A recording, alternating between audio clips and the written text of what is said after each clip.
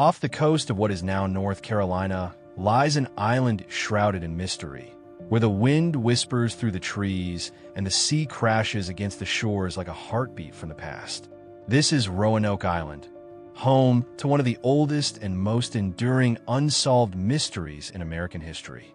It is the story of the lost colony, a tale so enigmatic, so haunting, that centuries later, historians, archaeologists, and storytellers alike are still searching for answers. The story begins in 1584, under the reign of Queen Elizabeth I. England, eager to expand its influence and challenge Spanish dominance in the New World, granted explorer Sir Walter Raleigh a charter to establish the first permanent English colony in North America. After several exploratory voyages, Roanoke Island was selected as the ideal location. It seemed fertile, well-positioned, and relatively isolated from hostile Spanish forces. 3 years later, in 1587, a group of 115 settlers, including women, men, and children, embarked on a journey across the Atlantic. They were led by John White, an experienced artist and navigator who had joined earlier expeditions.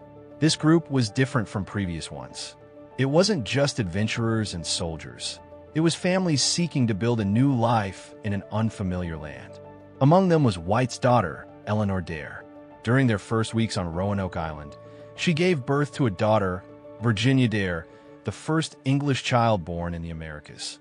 Her birth was a symbol of hope, of beginnings, of England's growing dream to plant roots in the New World. But that hope would not last. The settlers quickly ran into trouble. Supplies were scarce. The soil was less fertile than expected, and relations with the local tribes grew tense.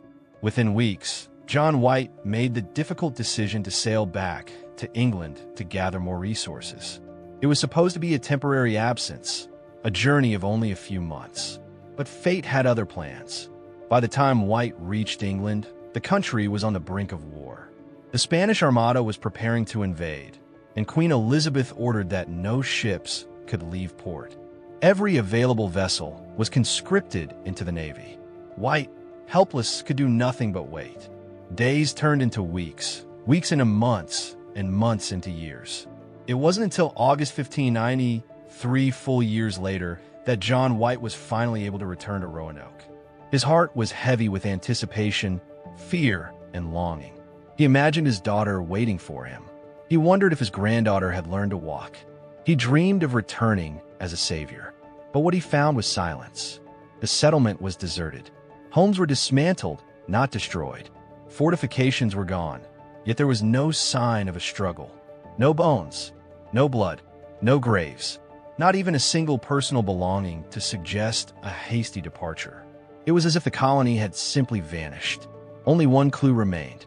Carved into a wooden post was a single word, Croton. Nearby, etched into a tree, were the letters Zero. These cryptic messages were all that was left of the people White had left behind. Croton was the name of a nearby island, now called Hatteras Island, and also the name of a friendly Native American tribe. White had previously agreed with the colonists that if they ever relocated or faced danger, they would leave a sign, and if they were in distress, they would carve a Maltese cross. No such cross was found. This led White to believe that perhaps the settlers had left willingly and relocated to Croton. He desperately wanted to search for them, but storms battered his ship, supplies ran low, and his crew refused to risk the journey. Just days after arriving, John White was forced to turn back, never to return again. And so, the colony was lost. For over 4 centuries, the fate of the Roanoke settlers has remained a puzzle. Dozens of theories have emerged, some grounded in archaeology, others in folklore. Some believe the colonists were slaughtered by hostile tribes. Others think they were absorbed into friendly Native American communities and simply abandoned their English identities over time.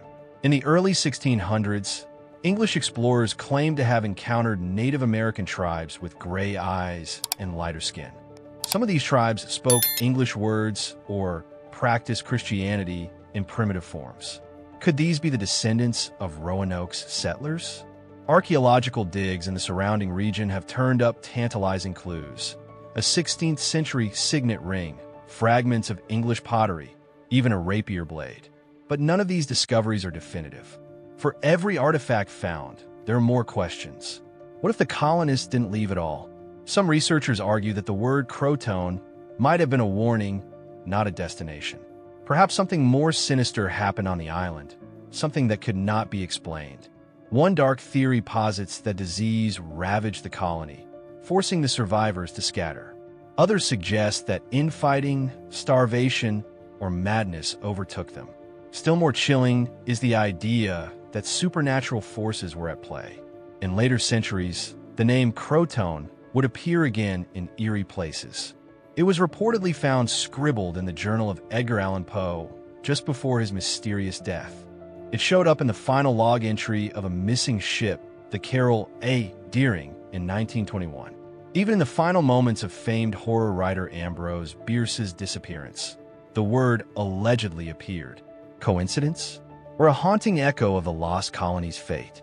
Some say Roanoke was cursed. There are legends that speak of sacred native burial grounds disturbed during the colony's construction, of ancient spirits angered by the settlers' presence. Elders in nearby tribes whispered stories of pale ghosts wandering the forests. Others claimed that the land itself rejected them.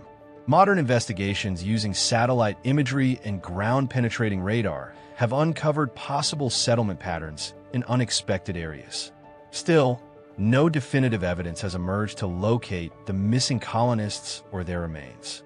Virginia Dare, once a symbol of a new world, became a ghost story. And yet, the mystery endures. Roanoke stands as a monument not only to colonial ambition, but to the fragility of human settlement in an unknown world. It reminds us that history is not always written in ink. Sometimes it's carved into wood, left behind as a cryptic whisper. Today, visitors to Roanoke Island can walk through the remnants of the past. They can stand beneath the same trees, listen to the same winds, and wonder what happened to those 115 souls. Some say if you listen closely, you can hear the laughter of children in the forest. Others speak of a strange presence, a feeling that you are not alone. Perhaps the truth lies buried beneath the soil. Perhaps it vanished into legend. Or perhaps the lost colony still lives, hidden in the bloodlines of a tribe, in the ghost stories of locals, or in the silent spaces between history's forgotten pages. The story of Roanoke is not just a tale of disappearance. It is a story of hope, of fear, of the unknown. And in the end, it is a story that still calls out from the edge of the continent, waiting for someone to answer. And if this story of vanished voices and unanswered questions stirred something in you, there are countless more waiting in the shadows of history. Subscribe to the channel and step with us into the forgotten corners of time. Like the video if you felt the mystery. And let us know in the comments, what do you think happened to the lost colony of Roanoke? Because some stories never truly end.